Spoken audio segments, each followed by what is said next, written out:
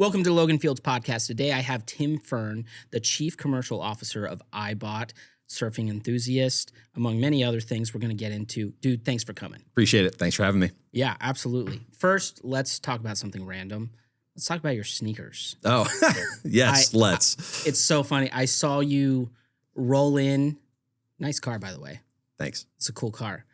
And your sneakers probably cost more than what you're wearing now that you changed into. That's probably true for the pair that I had on. Yep. And then to make matters worse, I actually switched and brought a different pair of sneakers that no one could see while we're doing our podcast together. I love it, dude. Yep. That's awesome. How many sneakers do you have? Oh, gosh, this is an embarrassing thing to say out loud. I think 85 pairs of sneakers, all Really? Air Max 90s and all Air Max 1s. Are you wearing all these? I am. Yeah, I try to rotate them. None of them are put on a shelf and forgotten about. So Okay. every pair that I have has been worn. Do they look like they've been worn? Not particularly. Yeah. But I love mix and match colors. Yeah, every pair that I purchased has been worn, and at least more than once. That's cool. Are Yeah. you babying them? Like you have a whole routine? I do. Wow, we're really getting into the psychological part of this. But yes, all the shoes are cleaned. They're prepped, cleaned, always look sparkling. Uh-huh. Yeah. I mean, I noticed them in the parking lot. Yeah. Well, I appreciate you noticing. Yeah, it's one of my hobbies, one of the things I love to do. That's pretty cool. Thank you. So before we get into Ibot, which is really interesting, what did you do before Ibot? Yeah, it's been a long road for me of primarily working with early stage tech companies. I Yeah. think what gets me going is taking something from a very early stage when maybe it's an idea, maybe it's a business, maybe it's not, and forming it up into something meaningful. Yeah. A few good examples of those. I was at Meta for about 6 years working on the Oculus product. No shit. Very early on. It was, when the first developer units were sent out to the world. Hold on a sec. Yeah. I can tell by the way you're talking to me that you're underplaying something. So I can just tell. Yeah. What did you do with Meta? Dive deeper into it. Yeah, absolutely. Because I could tell you were about to try to bypass and make it sound like you did something less than you did. Give us the honest answer. Yeah, here. so I was Hi the... guys, hello. Hello. I'm Chef Tati, and today I wanted to start the day off with something a little bit more refreshing, a classic. It's a Moscow Mule. Awesome. I feel Love like it it. always keeps the conversation going, and it has vodka, ginger beer, lime, and it's always served cold in copper. Perfect. Love it. Yeah, Classic. thank you. It is. Also, Tim, are you into comfort food? Yes. Okay, that's perfect because I wanted to make you something that's a hometown staple of mine. I Okay. think you'll really enjoy it. All right. Looking forward to it. All right, Sounds sweet. good. Thank you. Cheers, Cheers. man. Yep, that'll do. Yeah, it's good. That'll do. We made sure they put the good stuff in there. That's the way to do it. All right. Okay, so you were about to pretend that. Oh, so You're- I thought we yeah. were just going to get past that with the Uh-huh. drinks being delivered. So I was very fortunate to lead global sales at Facebook, now Meta, bringing the first Oculus products to retail here in the U.S. and across Europe and Asia as well, too. We have a lot to talk about now.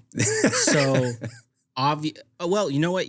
I would love for you to correct me because maybe there's a better question to ask. But what comes to mind when I hear that first one, yes, is y'all had to deal with an insane amount of market education, which is really a bitch. Like market education sucks. Yep. Can you talk about that for a second? Yeah, and that was sort of what I was leaning into is taking this idea and bringing it into a commercially viable thing is not for the faint of heart. And I No. would say that taking this product from an idea, a concept, and bringing it into a multi-billion-dollar business over the course of my time there was an incredible team effort. Certainly wasn't all me, but it was really building selling the vision, I guess is the way I would describe it, is people had to believe that there was some problem that was solved by VR. Was it a commercial problem? Was it a retail problem? Was it a consumer problem? But it really was important to find those people who were going to go along on the journey with us. And my job was to find retailers across the US, like Best Buy or Target or Walmart and other folks around the world who said, this is a meaningful category that will bring, one, more revenue to our company, but also could fundamentally change computing for all of time. And I think what we're seeing now is VR was the starting point, the beginning of the race. But what you're seeing now play out across smart glasses is really the ultimate vision Yeah. of, and being able to sell not just the thing it is today. Yeah. But how do we talk about the thing it is 10 or 12 years from now, which is a very difficult thing to do. But part of my job that I just loved, it was not just selling a box with some cool tech in it. Yeah. Now we're selling in the future a new way for people to interact, to consume information, to share information. Right. So would it be safe to assume you were one of the first people to try a prototype? So I was not among the first people to try the prototype. Okay. Those were the guys, Brendan Arib, Lucky Palmer, Palmer Lucky. Those guys were just absolutely crushing it and thinking so far ahead of what could be possible. But what I did get to do was share it for the first time with all of our retail partners. So the folks who shape how consumers think and buy, we got to bring them to our office in Menlo Park, sit them down, and show them what the future of computing could look like. And when you could see when people took the headset off and just sort of thinking about the possibilities, that's the moment where the coin drops for people.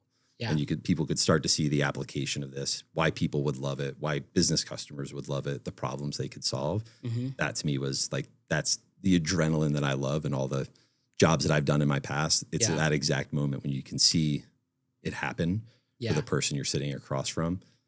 It's magic. What was the initial buyer avatar?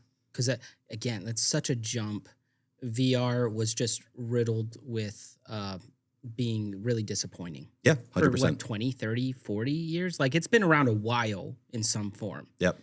And all of a sudden, y'all come along and you're like, hey, we actually are doing it. We had to have the courage to dial into exactly who our customer was. And early on, that customer was someone with a high-spec gaming PC with all of the right components to plug their Oculus Rift into and be ready to go instantly. The reality was that wasn't a huge market, but what I give Mark Zuckerberg credit for was having the foresight to say we have to win here first to then build over the course of time. And I think that was what I admired most about the company. Was the end game was massive, but we took bite-sized chunks as time went on to grow from products like Oculus Rift, which were designed for folks with a high-spec gaming PC, to then devices like Oculus Quest, which are standalone products. And then you look at what's in the market today with the Meta and Ray-Ban products. That to me is sort of, you can see this evolution. For sure. Yeah. So, that's like what, a 10-year journey? It is. It's been something. Yeah, it's insane to think about when you actually just pause for a second and look back in time and see how much has transpired since basically 2014 to now, where you have big bulky headsets that require a $5,000 gaming PC. To being able to walk into Lens Crafters, get your prescription. Crazy color display. With heads up display. It's insane. Yeah, man, such an interesting journey. And also, how long did it take? And maybe it's not. I don't actually know. Is VR at Meta, has it ever been profitable yet? I mean, to my knowledge, it has not. When I was there, it was not a profitable product. But I think this is again where I go back to giving Mark the credit that he deserves to have the conviction to continue to build this, knowing that they want to own the next computing platform. And there are very few CEO founders who could actually continue to invest in this way without exclusive control over the company, because now tens of billions, if not hundreds of billions of dollars invested to make this a thing. Right. Takes guts. Do you know what's interesting to me too about his mindset and leadership is he came up so young. He saw a very quick, sensational success and then was somehow able to understand that it's not repeatable. Right. I don't know. Like, that would be so embedded in your psyche. I feel like you'd be like, I'm going to do it again. But he somehow understood, oh, you know what? I'm going to lose money for 5 to 20 years on this. That's a really interesting personality mix. I think he saw that it was existential at some point, maybe not today, but the future state of what the dependence that they have on the other big players in mobile computing really forced him to say is, if I want to own my own destiny, I can't be beholden to the other behemoths in Silicon Valley for access to users. I need to own the platform on which my applications are deployed. That's the only way I can guarantee a win for as long as the company, 100-year company. Yeah, that totally makes sense. Now, for him, obviously, it's one of the most influential companies in history. Right. So I understand the strategy of losing money for a decade or more. But now you're a startup dude. Yep. And nobody else is Facebook, right? So every other context is massively different than this just huge market cap company. So I don't know that I'd imagine that you're stepping into scenarios where it doesn't make sense to lose money for 10 years to do something that's as difficult on market education. So when you're evaluating these ideas that require market education, what are you thinking through? What are you saying yes, no to? Yeah, for me, it's really about prioritizing the opportunity that's in front of us. And you're absolutely right. Facebook, then Meta, were completely different than anything else I've ever experienced in my lifetime. And I learned a ton, much of which is about how to move quickly, how to keep things at pace. But building a startup is wildly different than working at Meta, where there's basically infinity money available to go and do a thing. Yeah. That's not the reality of building a early stage hardware and software company. Yeah. What I have done is generally set out to serve one or two customer groups really, really well, and having the conviction to learn as quickly as possible to see if I'm actually solving their problem, gather the data to either validate or invalidate that hypothesis. And if validated, we continue to move in that direction. If invalidated, we look somewhere else, potentially with the same stack of technology. And that's really about gathering as much data as quickly as possible, understanding the data, making the decision, and then taking the next step. That's really where I've tried to focus, because most companies don't have infinity money and you don't get unlimited shots on goal to try to make it work. So how do you do that as meaningfully as possible? I like that. When you're looking at the solution quality, like problem solution, right, and the quality of the solution, how important is it to you, or is it even at all important, that the consumer be looking for that exact solution? Not just that they have a problem, but they are already like jonesing for that solution. I would say I am probably more on the side of we can tell the customer what they're looking for. That's very interesting. Yeah. Okay, that's difficult. Yep. So talk to me about that, because that's not as low hanging fruit. It isn't. It isn't. Now you're talking about, to fair enough, your expertise of market education. Right. I fucking hate market education. It's so difficult. I'm not interested in making something 4% better. Like, that's wildly uninteresting to me as a person. Yeah. And I think what gets me excited is the opportunity to take a few signals that I see in the marketplace and say, how do we make this like exponentially better? Not just like a slightly better widget. That's not, why would I want to wake up and be like 4% better than the competition? Yeah. I don't want that. For me, it's finding those places where there is outsized opportunity for growth. We'll get to Ibot in a bit, but that's one of those examples where there's a fundamental problem that we solve, and we do it in a way that literally no one else in the world can do. And if we have the courage and the conviction and the ability to execute well, we're talking about step function change in an industry. Okay, I can understand that strategically. When you're looking for that, does it need to be a solution? You're saying it doesn't need to be a solution that people are already looking for. Does it need to be a solution that is immediately understood, or are you okay with it taking dirty work and market education? Yeah, I'm 100% okay with the dirty work and education, because what I've seen, the return on that investment when you nail it is massive, right? And it is hard, and it's, again, not for the faint of heart, to use that description again. Yeah. And you have to have the conviction to go after this for a long period of time. I was going to say, no instant gratification. It's baked in that you're losing money initially. Am I right? Yeah, absolutely. Yeah. Absolutely. And I think what has changed over the course of probably the last 4 years in venture capital is the tolerance for losing money in 20 and 21, when money was cheap and fast, has fundamentally changed to where institutional investors are exploring now, which is, how do you get to traction, to cash flow positive, to profitability as quickly as possible with as lean a team as humanly possible. And it's taken all the things I love and just increase the pressure, which I actually, maybe I'm twisted, that could be it, but I really enjoy that that construct of proving out a business. I like that a lot. So when you're thinking through, well, let's talk about Ibot. what's the market education that you're having to accomplish on that, and why are you willing to go through that rodeo? Yeah, the big change is for people since the practice of optometry began. Yeah. Folks have gone into a doctor's office. They've done the flippy lens thing, is Yeah. 1 or 2, 2 or 3, 3 or 4. Yeah. And that's worked, generally speaking, for several hundred years at this point as people have gotten glasses. There are several market realities that have forced us to think about this differently. Okay. One, there aren't enough doctors to serve a growing need of people who need access to vision care. All right. Great. That's one. So you have more people that need care, less people to provide it, and the lines are never going to meet. And in fact, they're going in different directions. Great. So you've at this got a point. good supply-demand matrix happening. Exactly. Yeah. So that's first and foremost.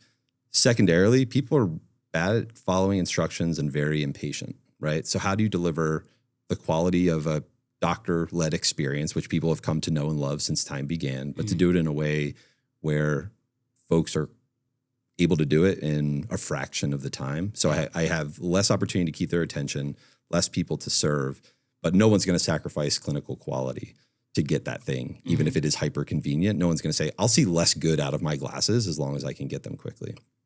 What Ibot is set out, what Ibot is set out to do is, how can I guarantee that same clinical quality, keep doctors in the loop, but also accelerate access to care by using automation and robotics to do it anywhere?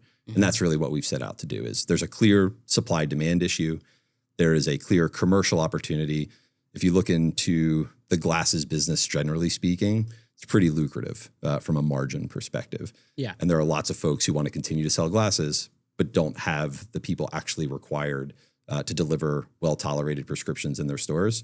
They just don't exist. So how do you true those two things up? That's interesting. So you're solving the demand issue and the convenience issue. Exactly. Okay. What are you having to tell people that's new for them that they're just having a hard time grasping and you're having to deal with? You don't have to go to a doctor's office to get a well-tolerated prescription anymore. They're just skeptical about the efficacy of that. Exactly right. And how could a thing that has been so time-consuming to schedule, that has taken me maybe a half hour on a good day or 2 hours on a bad day, how can I now do this at my local grocery store and get glasses delivered to my house in 5 days without ever having to see a doctor? But you're telling me a doctor is reviewing this. How do you marry these two things up? And I think that is what is incumbent upon us to tell that story well, is we're making it convenient, but you still have the oversight of a licensed optometrist or ophthalmologist giving you your prescription. This is really interesting because you've chosen something extremely difficult. Because as a business owner, I'm zooming out. It's very obvious to me that you have to have an excellent technical piece. You have to have excellent logistics because you're guaranteeing pretty quick delivery. And then you have to deal with the bitch of compliance. All true. Yeah. Those are big daddies. Yep. Most companies can't do one of those. Yep. And y'all were like, hey, let's do all of them. These. Yeah. Yeah. Yeah. Really interesting. How do you recruit the quality team to be able to do all of those major pieces properly? We are a small team relative to what we've accomplished. We're now about 18 people all up, which is lean and mean. But what I would say is we have ruthless conviction about getting the top 1% in all of the fields that we require support. Mechies, mechanical engineers, electrical engineers, software engineers, systems engineers, logistics, supply chain operations, sales, and executive leadership. We get the best and we don't settle. And I think we are fortunate that the market for technologists has changed over the course of the last 2 years, and there's frankly more people available. But also importantly is the mission that we're on is important to folks as well too. So technical expertise, unquestionably need it. Yeah. But we're also finding folks who are mission aligned. And when those two things come together, a small scrappy team can do really incredible things. That's amazing. How are y'all handling the cap table? Are most of the team in the cap table? Yep. Okay. Yeah, everybody who joins Ibot is on the cap table. And what is interesting is we have folks who have joined in operations roles who are very early in their career, maybe don't even grasp the concept or didn't even ask for it, and when they were going through the offering process. But the leadership team finds it's an imperative for us to have everyone to have skin in the game. Yeah. Working in an early stage company is maybe not as lucrative as going to Google or Apple or Meta to start your career, right? Mm-hmm. Sure. But there's an interest in building something. And then when it is 1,000x bigger than what you started with, we want folks to reap that benefit as well too. Right. I like that a lot. So when you're incentivizing people with however you're issuing the stock, like whatever it looks like, it's an ESOP or whatever. Yep. There's kind of this debate around how motivating that really is, in that for a lot of people, I think they're hooked by it because it sounds sexy immediately. Yep. And then they're employees working a job and they realize, one, that they have limited control over the ability to grow the value of that, and two, that it's not cash flowing. They're waiting for a big payday. And a lot of people debate over whether it's a good structure because psychologically people like lose the incentive. What are your thoughts on that? Yeah, I think one part is I would actually disagree slightly on one of the points you made, which is I think it's incumbent upon leaders to demonstrate how individual employees can increase the value of the company. And I would say that is something that's incredibly important for us, is to show where those individual contributions are actually impacting the trajectory of the company. Cool. And it's easy to just, sort of bundle it all together and say like, yeah, we just increased our valuation. We raised $20 million. It's all great. But I think demonstrating where that value is created by team members also gets people to continuously buy in. If our logistics and operations team didn't do the things that they said they were going to do, we're not able to ship units to some of the most influential companies in the world. Yeah. And that's, in my opinion, what great leaders need to do on a consistent basis, is message and communicate the real value of ownership inside of a company that does turn into cash flow potentially. You don't even necessarily have to get to an acquisition or an IPO. There are secondary offerings where folks can also take advantage of those opportunities to become more liquid. So there are opportunities in those phases where folks can get real monetary value. But I would say what is exciting about a high growth early stage company like ours is that when folks go into their Carta account and they see after each of these subsequent raises what the value looks like, and then continue to remind them of what that waterfall could be. That totally makes sense. Just keeping in front of them. Now, what about if you maybe you haven't experienced this in a startup, but what if you have a down round or something? Yeah, that is, everyone wants to go up and to the right, but I've experienced the not up and to the right moments as well too. And I think that is where leadership is challenged even more, to continue to have people see the opportunity. And again, startup life isn't for everyone. And I think that's you try to suss that out early on, but continuously finding those ways for the business to improve even during a down round, which admittedly sucks. Having that happen, it's an awful experience where, I've been in cases where all of my stock options were basically underwater. Also bad, right? No shit. Yeah, also very, very bad, particularly when they've been exercised. But I think that is... Did you get a capital call on you? Yeah. Oh. Yeah. I found that one out the hard way, my friend. Yes. I was like, oh, what? Yeah. I didn't know about that part. Uh-huh. Yeah. And I think that is important for leadership to manage through difficult times as well too, and find those opportunities to see the light at the end of the tunnel. And it's hard. Vast majority of companies don't actually raise any capital, and the vast majority of them fail before there's any real liquidity. Yeah. And I think that is part of the reality of building a company like this. I dig it. And for those who don't know, a capital call is when you need more money in the company, and you must, as an equity holder, contribute your percent of money in order to keep the same amount of equity. Exactly right. Or you lose shares. Right. You have to pay more to keep the same number of shares. And generally speaking, that's happening when things are not going in a direction that are positive, right? So you're doubling down on a negative trajectory. That's a great way to put it. Right. It is not a fun feeling at all. Yeah. You, in your position, what's your main job? What are you doing? Yeah, I have the best job, I think, at Ibot, which is I get to tell our story every day to customers, to regulators, to charitable organizations. That's what I get to do, is I get to talk about the impact that we're making. I get to talk about it commercially, socially, and that's what I do every day. That's really cool. At a level like yours where it's enterprise. Yep. What does that look like? Let me elaborate on my question. I'm in obviously a startup world. I'm not typically playing a ton in the highly capitalized things. Like the biggest thing I've ever had equity in, and I had a decent amount, but it was like the highest value was like 200 million. Okay. On a round. And I'm usually not playing that game. I'm usually dealing with 7 and 8 figure entrepreneurs. So when we're trying to share our story, the strategies are very content heavy, very one dimensional on like ad spend, ad strategy. How's it different for you? I imagine it's like PR heavy, stuff like that. Exactly right. We are extremely PR heavy. We are event focused, and we tend to be heavy relationship sellers as well too.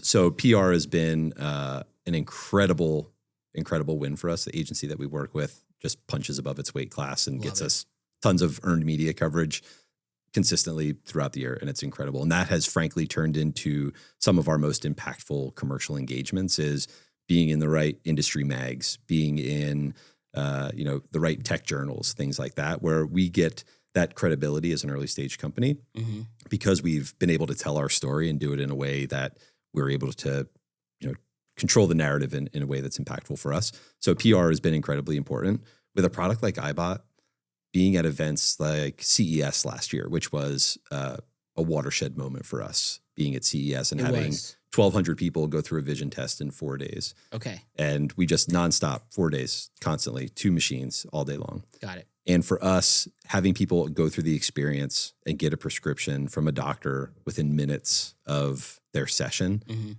again, I go back to that coin drop moment when people now understand is that what it unlocks from a consumer perspective and from a business perspective, our hit rate is pretty high. Do you happen to know how much y'all spent on that to get those 1,200 done? Yeah, we spent, it's around $75,000. Yeah, I just want people to understand the scale of doing something like that. And that was like over 2 or 3 days, right? So it was a 4-day event, and that was just actually the cost of the space that we were in. Yeah. That was not the ops cost.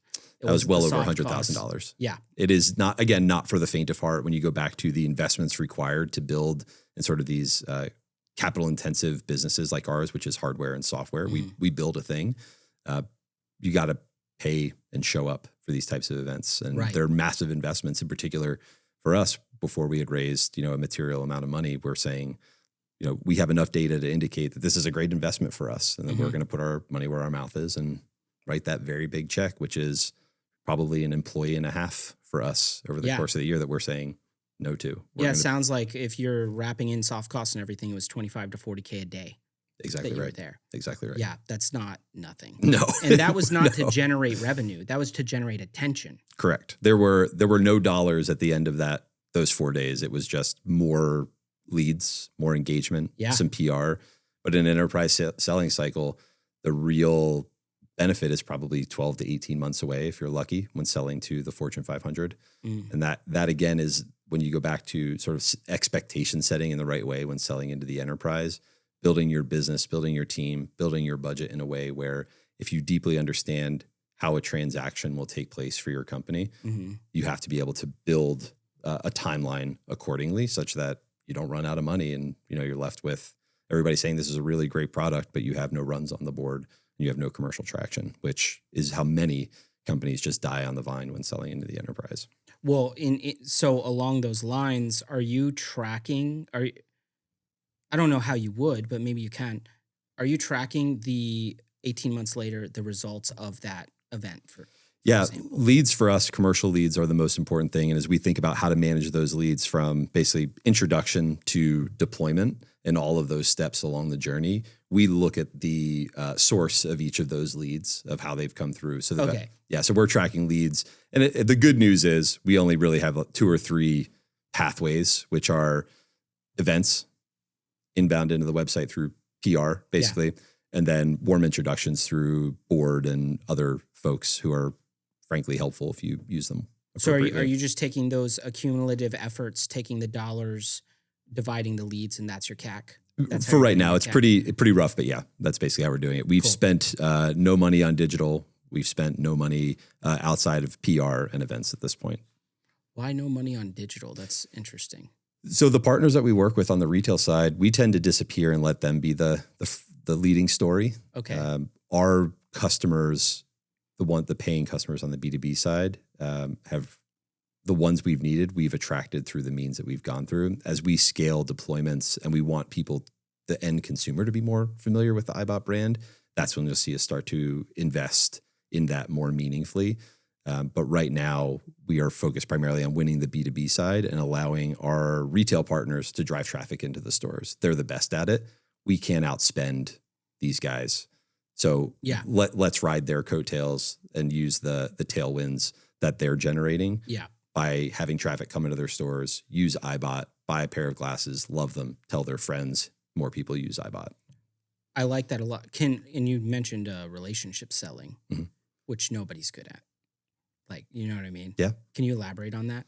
Yeah. For me personally, is investing the time and energy in not just one person, but multiple people inside of an organization. One of the great risks of enterprise selling is that your champion gets another job, gets canned, a variety of things can happen that can basically kill a deal. People move jobs every 18 months on average, I think it is. Something like that. And executives inside of big retailers move pretty regularly. Yeah, exactly right. Yeah. Exactly right. And for me, it's finding that place where we find a champion at the executive level, but putting those tentacles in across the business and finding those relationships across procurement, finance, supply chain, technical teams, security, such that if one person is stripped out and something changes, there are lots of hooks into these businesses. Mm-hmm. And it takes a while as an emerging company like us to build that trust, showing up on time, saying what our product is, it doing what we said it's going to do, going through security reviews, SOC 2 compliance, all these things that you have this checklist of saying this person whose job is to make sure the widgets get there on time, person whose job is to make it secure. Those are the relationships we want to build. And eroding that trust or losing that trust with a partner, an enterprise partner as an emerging company is not something I can tolerate for myself or from our team, because you can just incinerate it very, very quickly. Yeah, for sure. Well, how do you get to the starting point? Because in these scenarios, the people that you need relationships with have everybody pandering to them. Yeah. So how do you get attention? How does it feel? How do you make it feel like an actual human-to-human connection? Yep. How do you do that? I think for me is people are motivated by fear and greed, generally speaking. Those are someone's scared of losing their job. Someone wants to make more money. Yeah. And it's a very basic human instinct, but those are the realities. That's why people buy. And what I have found, in particular in the business that we're in, is that we solve a very acute problem. I'm not a panacea of options. I don't do 1,000 things. I know exactly who my ideal customer profile is.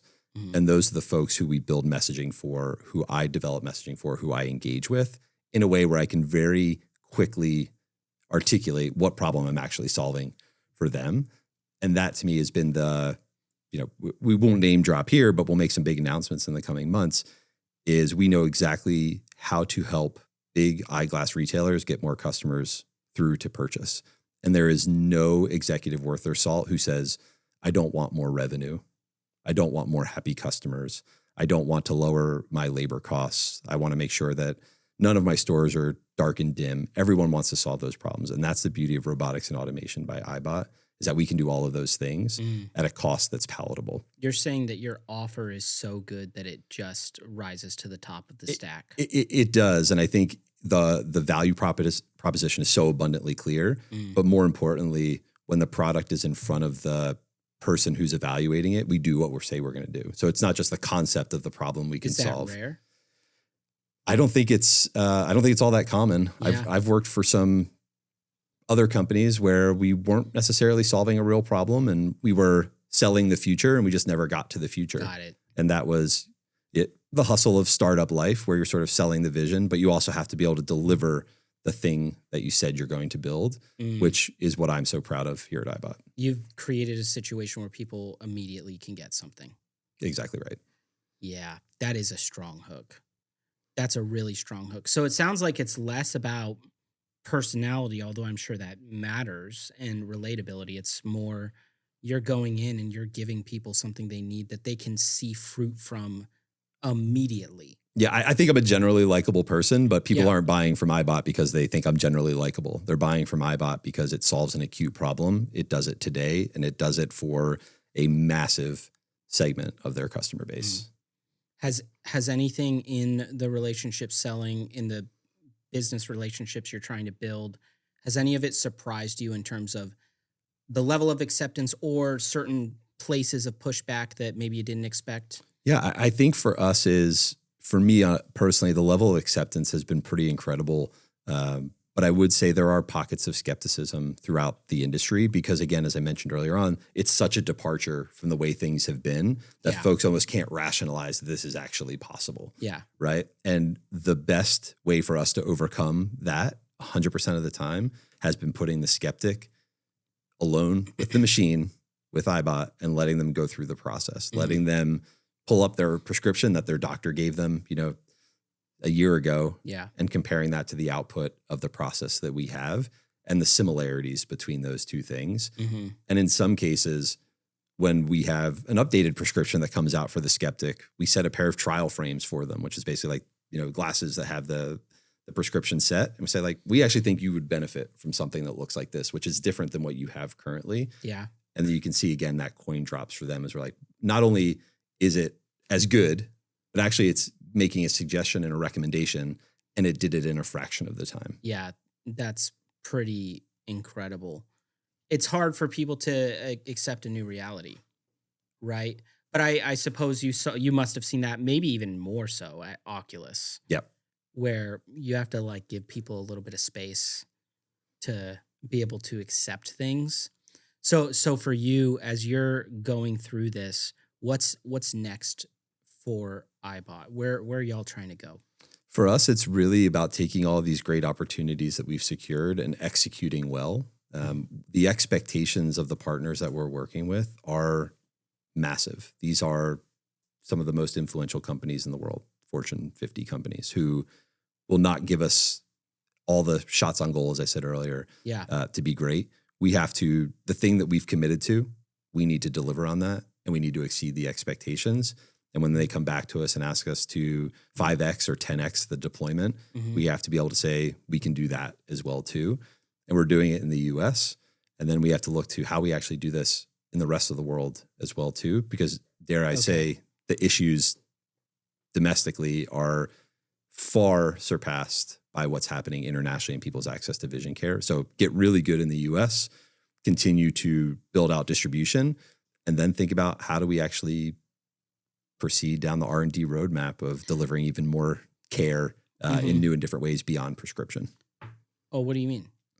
For us, I think there's opportunity for vision care without the necessary number of doctors out there to deliver that Yeah, care just that's with needed tech, AI, through- stuff like that. So what I see for this industry is more automation and robotics as you think about not just prescription, but eye health, which is actually a different thing. How do you Okay. think about retinal scanning? How do you think about cataracts? All those types of things. How do you use AI robotics, high-res imagery and cameras to serve more people and allow doctors to have a bigger surface area of impact beyond just what they can do in their office? If you Yeah. gave a highly competent doctor access to 100,000 people Mhm. through AI robotics and high-speed internet connectivity, Mhm. imagine the impact you could have. And I think we have a massive business in front of us with prescription, Yeah.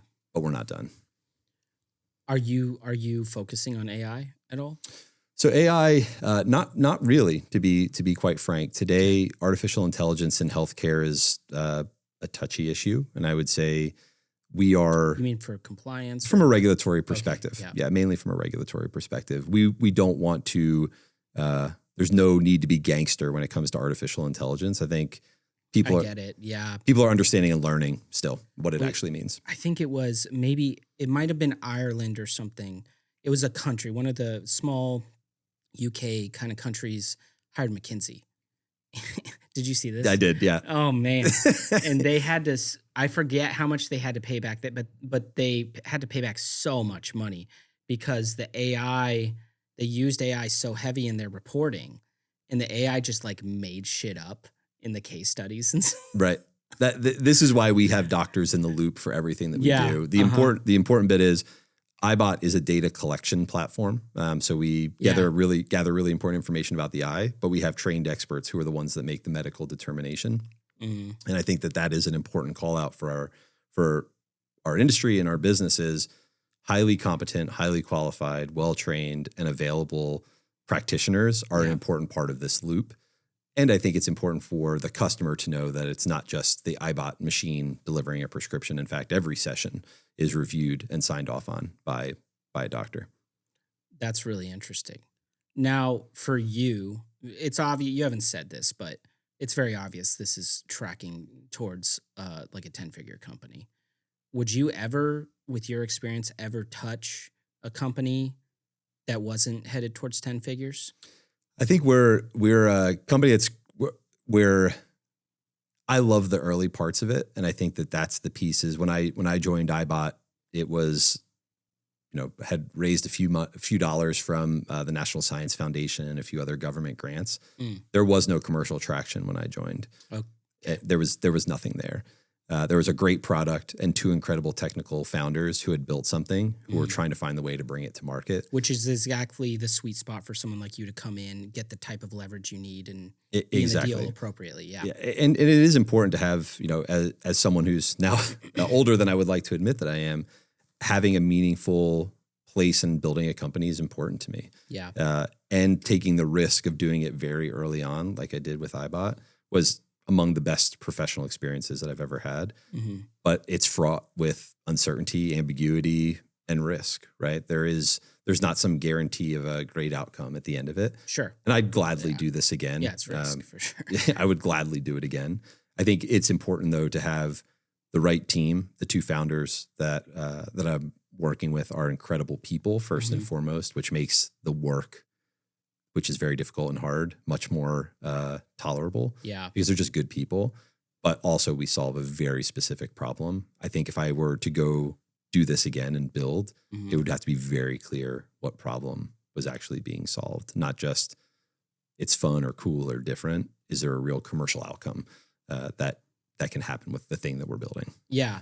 I think one of the things I'm trying to understand with someone with your level of experience, for example, if somebody comes to you, it's an interesting opportunity and they're like, hey, we're going to build this and we're going to exit at 50 million. Yep. Are you like, Honestly, yeah. Yeah. I think the opportunity size just has to be so much bigger than that. Again, if somebody were to exit a company at 50 million, that's a great outcome. But to me, I think I love building the thing. Admittedly, maybe it's a little bit vain, but building the thing no one thought was possible to a scale that no one thought was possible. But that's fun, isn't it? That is the best part, is to have that trajectory and that opportunity to grow this thing that fundamentally changes an industry, but grows to a level that people are blown away by. Yeah. No, I like that edge. I like that ethos. When we put out at the App Guys, when we put out job postings, we'll say something to the effect in the headline, like, do you think you're better than everybody else? You might be a good fit here. It's something like that. Right. We'll put out. Love it. Yeah, it's just nice to be at the top. It's nice to be great at something. Otherwise, it just gets a little boring. That's the thrill of it as well, too. And I think you have to, there's, of course, the monetary element of things, but having the opportunity to be building something that has this much opportunity for impact is the part of the juice that gets me going every morning.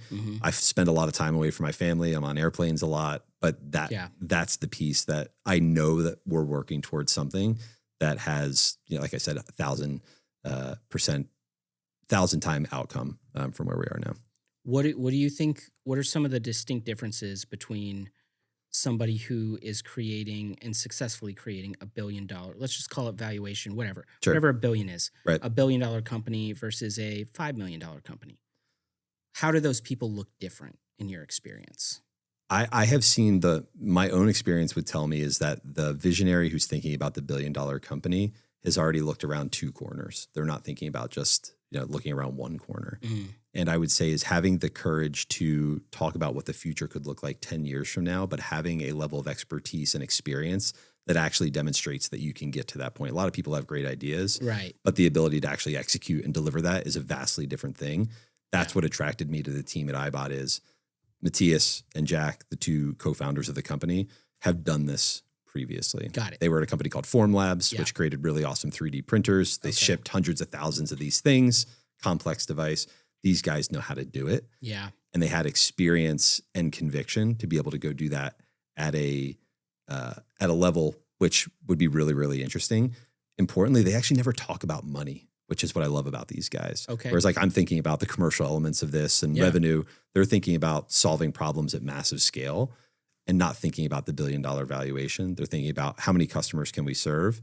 And it almost backs into the money because they've gone into this looking to solve a global problem, but have the technical expertise to actually pull it off, not just the hopes and dreams. Do you suspect they were always like that, or because they've had success and they're good financially, they're now able to just think differently? I would say I actually think this is core to who they are, which is why money rarely enters a conversation. It's really how do we solve the problem as to the best of our ability technically as well too. So I would say no. Short answer. Cool. Yeah. Yeah, I totally respect that. And I think I can learn a lot from people like that. So I wanted to put my own twist on a classic Jersey press sandwich. Oh boy. So this has chicken cutlet, it has mozzarella, it has Nice. bacon, and there's also like All a my Russian favorite dressing food on groups. it. Perfect. Yeah. Yeah, no, it was like a staple of mine from my hometown, so All I right. thought you would enjoy it. Let's Thank do you it. so All right, much. Of course. All right. I'm going to dig into this. You can do These your just- thing. Hold on. This is what we're going to do. Okay. This went by. I like to eat, so I got to it pretty quickly. Sorry about that. Yeah. We're almost done. Okay. Went by really fast. I'm going to go through rapid fire questions while we try some awesome food. All right. By the way, the rule is you can't just take one bite when we try this. Okay. You have to keep trying it. But first, before I get into the questions, cheers. Cheers. Let's try a good bite together. Yeah. Good choice. Yeah. Thanks.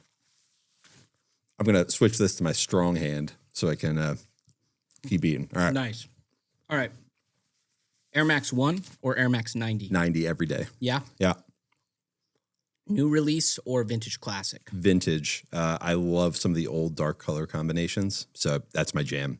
I generally like to peruse StockX on occasion to look for generally combining it with some other jacket, shirt, jeans combination. Again, sharing way too much detail, but there is a lot of work that goes into selecting The match. the right color, Yeah. but ensuring that you're not over-indexing on the same color for too long. Love it. I'm embarrassing Over-indexing. myself. Yeah. Do you have a spreadsheet? No, this is all vibes. It's all vibes at this point. But I will say they are organized by color and have there's a Pantone arrangement. Nice. Yeah. Pantone. Yeah. This is Love yeesh. I was going to ask you, display your kicks or wear them daily, but you said you don't display them at all. I do not. They are because I have no intention of them ever going anywhere. This may be sacrilege to sneakerheads, but I actually ditched the box too. So they're actually in a specific space. Box is gone because I'm going to wear them. I'm not going to resell them. They're always going to be mine. And you're wearing them with suits and stuff. All the time. Yeah. It actually is more function than anything else. So I mentioned we do a lot of events and stuff like that. And also it's a good thing for people to talk about. Yeah. It's always, you wear something kind of ridiculous at a show.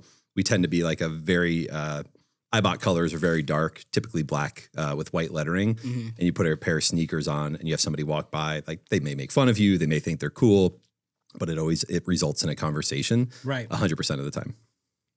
That's great.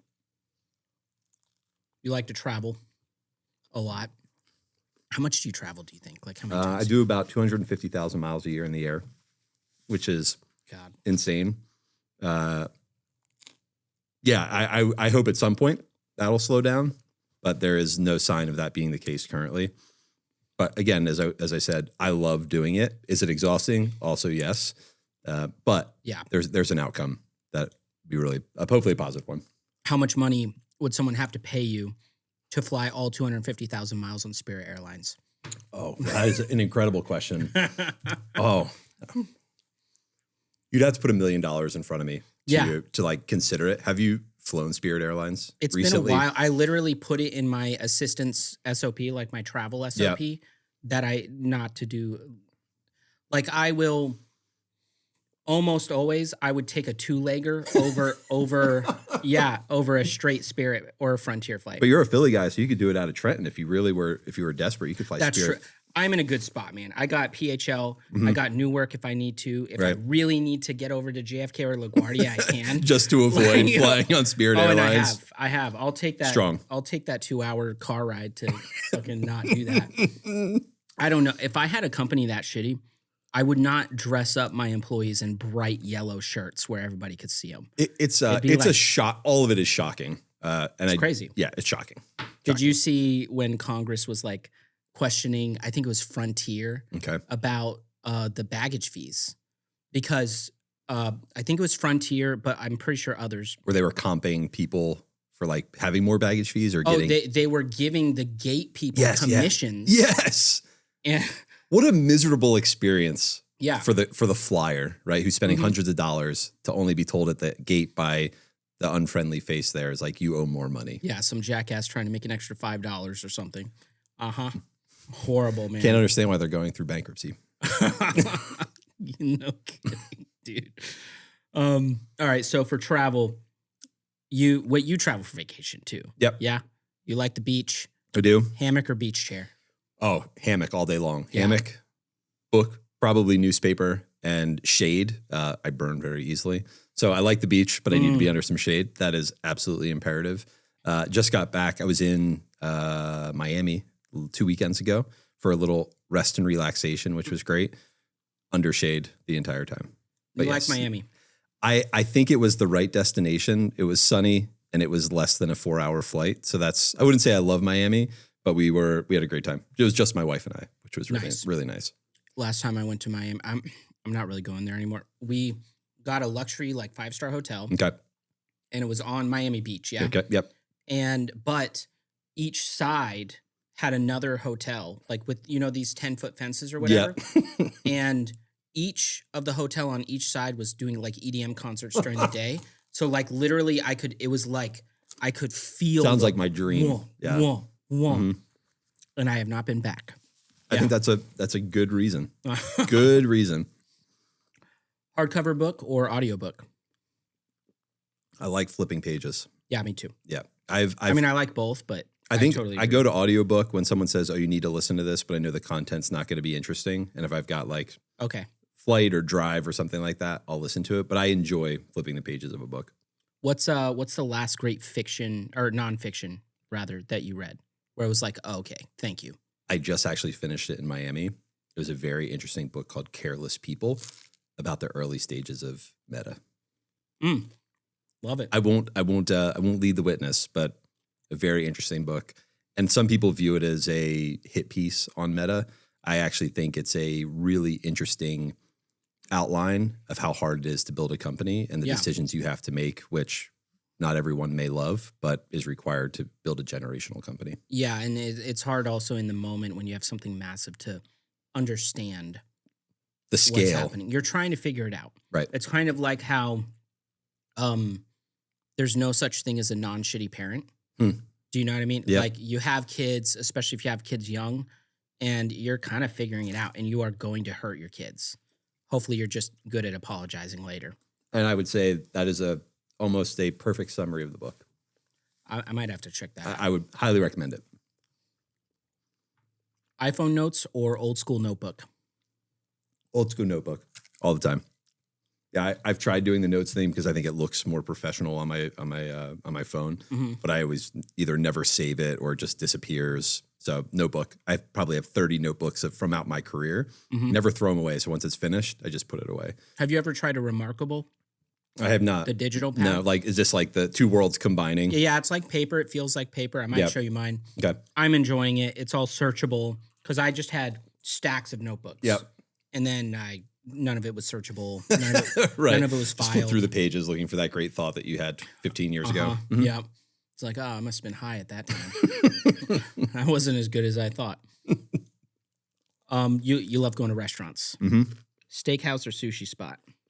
Steakhouse, for sure. I took way too big of a bite. That was silly.